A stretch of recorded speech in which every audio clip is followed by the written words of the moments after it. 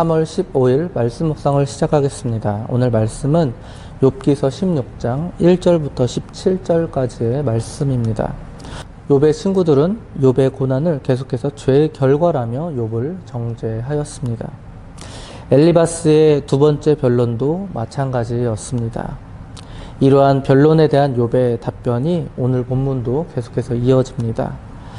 욥은 가장 먼저 친구들의 변론에 대하여 원망 섞인 비난을 하였습니다. 1절과 2절입니다. 욥이 대답하여 이르되 이런 말은 내가 많이 들었나니 너희는 다 재난을 주는 위로자들이로구나. 이런 말이란 악인은 반드시 하나님의 심판을 받게 된다는 논리입니다.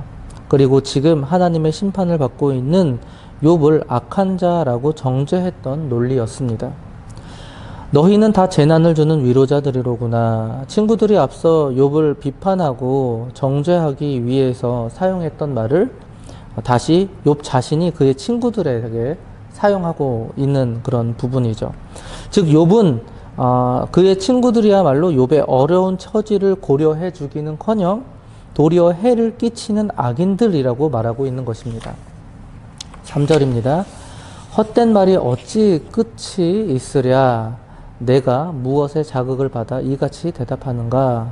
헛된 말이란 바람을 뜻하죠. 즉 15장 2절에서 그의 친구 엘리바스가 욥에 대하여 동풍으로 그 품에 채운 자라고 비판하였습니다. 그런데 욥은 오히려 헛된 바람과 같은 지식을 가지고 비판한 것에 대하여 역으로 비판하고 있는 것이죠.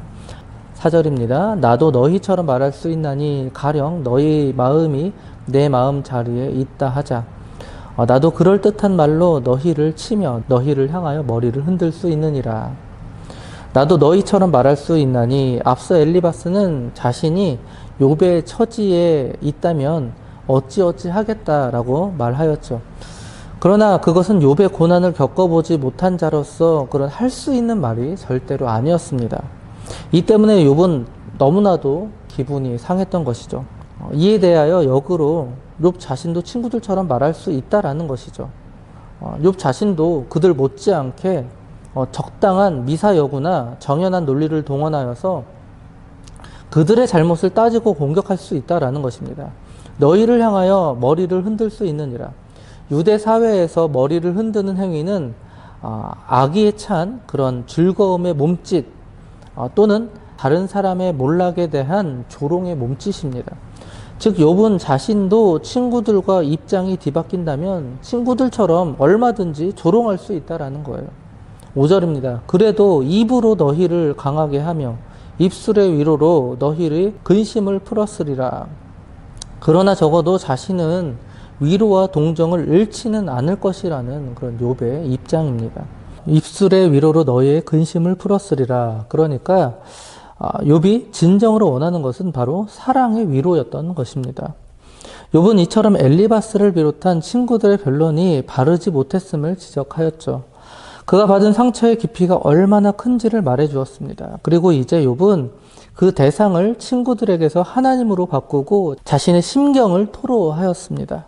사실 욥이 괴로운 것은 재산을 잃었다거나 또는 자녀를 모두 잃었기 때문이 아니었습니다. 또한 육체의 고통 때문도 아니었습니다. 물론 이 또한 엄청난 큰 고통이었죠.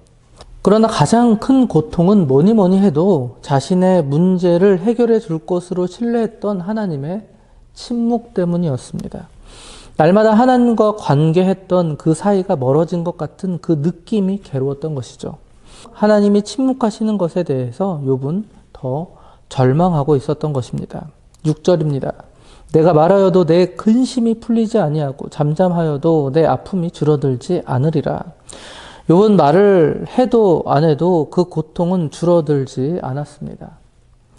만약 욥의 말로 인하여서 친구들이 욥에게 사랑의 위로를 전했다면 욥의 고통은 아마 조금이라도 줄어들었을 것입니다. 즉 당시 욥으로서는 친구들과 변론을 주고받기보다는 차라리 혼자서 벽을 보며 탄식하는 편이 한결 더 낫다고 생각했던 것이죠. 7절과 8절입니다. 이제 주께서 나를 피로하게 하시고 나의 온 집 안을 패망하게 하셨나이다. 주께서 나를 시들게 하셨으니 이는 나를 향하여 증거를 삼으심이라. 나의 파리한 모습이 일어나서 대면하여 내 앞에서 증언하리이다. 이제 본격적으로 욥은 하나님께 대하여 항변하였습니다. 물론 이 항변을 결코 옳다고 할 수는 없습니다. 왜냐하면 이러한 항변 또한 하나님의 무한하시고 의로우신 섭리를 인정하지 않은 것이기 때문이죠. 그러나 그럼에도 불구하고 욥이 친구들에게서 시선을 하나님께로 돌린 것은 매우 잘한 행동입니다.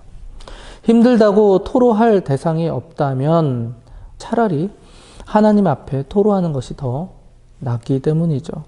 그러한 모습을 보인다고 해서 과연 하나님께서 우리를 나무라시겠습니까? 아니죠. 오히려 꼭 안아주실 것이라 생각합니다. 우리를 고난에서 구원해 주실 분은 오직 하나님 뿐이십니다. 그래서 우리는 항상 시선을 하나님께 고정해야 합니다.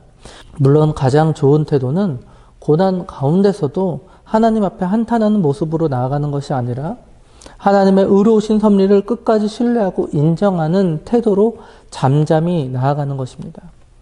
이러한 경지의 신앙적 태도를 갖고자 우리는 끊임없이 우리의 신앙을 단련해야 하겠죠. 그러나 분명 이러한 신앙의 태도는 매우 어려운 경지이죠. 그렇기 때문에 하나님께서는 우리에게 그렇게 많은 것을 기대하시지는 않습니다. 그래서 너무 하나님을 어려워하실 필요가 없다라는 것이죠.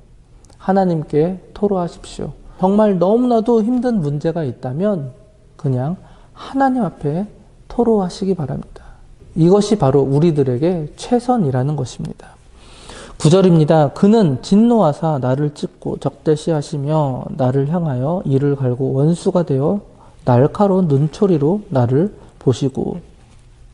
여기서 그란 바로 하나님이시죠. 하나님에 대한 거리감이 좀 느껴지는 듯합니다. 왜냐하면 그분 하나님은 욥을 찢고 적대시하신 무시무시한 대적자이기 때문이죠. 이를 갈고라는 표현도 있는데요. 이것은 아주 극단적인 원수 관계에 처해 있는 자를 향한 미움 또는 분노의 표시라고 할 수 있습니다. 10절입니다. 무리들은 나를 향하여 입을 크게 벌리며 나를 모욕하여 뺨을 치며 함께 모여 나를 대적하는구나. 무리들은 욥을 정죄했던 친구들 뿐만 아니라 욥의 주변에서 그의 의로움을 시기하고 멸시했던 모든 사람들을 가리킵니다. 아마도 욥의 의로움과 경건함 그리고 정직함 때문에 여러 가지로 심사가 불편했던 자들이 욥이 당하는 이런 고통과 재앙의 상태를 목격하고서는 이구동성으로 그를 비난하며 모욕했던 것입니다. 11절입니다. 하나님이 나를 악인에게 넘기시며 해악자의 손에 던지셨구나. 여기서의 악인이란 어린이 소년을 뜻합니다. 즉 어린아이처럼 철없고 무지한 자들에게조차 경멸거리가 되고 말았다라는 뜻이죠. 그런데 어찌됐든 욥은 자신의 이러한 모든 고통의 원인을 바로 하나님이라고 생각했습니다. 이 점은 바른 인식이죠. 자신에게 닥친 고난이 하나님께로부터 비롯되었음을 바르게 인식하고 있었습니다. 즉 비록 그 고난의 원인이 무엇인지는 자세히 알지 못했지만 만사의 주관자이신 하나님께서 자신에게 고난을 제공하신 사실을 명확하게 알고 있었던 것이죠. 12절입니다. 내가 평안하더니 그가 나를 꺾으시며 내 목을 잡아 나를 부서뜨리시며 나를 세워 관역을 삼으시고. 목을 잡아 부서뜨리시며 완전히 깨뜨리다, 부수다, 가루로 만들다 라는 뜻입니다. 관역을 삼으시고 하나님께서 욥을 자신의 화살을 시험하는 관역으로 삼으셨다라는 뜻이죠. 즉 욥이 당한 고통이 얼마나 극심한지를 잘 표현해주고 있습니다. 13절입니다. 그의 화살들이 사방에서 날아와 사정없이 나를 쏘므로 그는 내 콩팥들을 꿰뚫고 그는 내 쓸개가 땅에 흘러나오게 하시는구나. 참으로 섬뜩할 정도의 표현입니다. 욥은 자신의 곤경을 적나라하게 토로하였습니다. 성경에서 살을 쏘는 것은 대개 하나님의 경계에 대한 표현입니다. 즉 하나님께서 진노하시고 징벌을 내리실 때 화살을 사용하셨습니다. 즉 욥은 자신의 고난을 하나님의 알 수 없는 심판으로 인식한 것입니다. 14절부터 16절입니다. 그가 나를 치고 다시 치며 용사같이 내게 달려드시니 내가 굵은 배를 꿰매어 내 피부에 덮고 내 뿔을 티끌에 더럽혔구나. 내 얼굴은 울음으로 붉었고 내 눈꺼풀에는 죽음의 그늘이 있구나. 욥은 하나님의 징계를 통하여 자신에게 죽음의 그림자가 드리워졌음을 고백하였습니다. 그러나 그는 여전히 그러한 하나님의 심판에 대해서 인정할 수 없었던 것이죠. 마지막 17절입니다. 그러나 내 손에는 포악이 없고 나의 기도는 정결하니라. 나의 기도는 정결하니라. 욥은 현재 고난과 징계를 받고 있지만 여전히 자신은 무죄함을 주장하였습니다. 즉 욥 자신이 고난받는 것은 그의 친구들의 비난처럼 자신의 특정한 범죄 때문이 아니라 영문 모를 하나님의 징계 의지로 말미암은 것일 뿐이라는 뜻입니다. 다시 말해 이 말은 무죄한 자신이 징계를 받고 있는 이유를 하나님께 진지하게 아뢰는 뜻이기도 했습니다.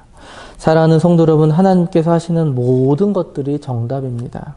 우리는 그 섭리를 다 깨달을 수는 없지만 하나님께서 하시는 그 모든 일을 신뢰하고 인정해야 합니다. 그러나 욥은 아직 율법주의적인 신앙에서 벗어나지 못했고 깊은 하나님의 섭리를 깨닫지는 못했습니다. 그리고 하나님께 항변하며 마치 시위를 하고 있는 듯한 모습까지도 연출되는 듯합니다. 하지만 그가 그럼에도 욥이 잘한 것은 바로 그의 시선을 하나님께 돌렸다라는 것이죠.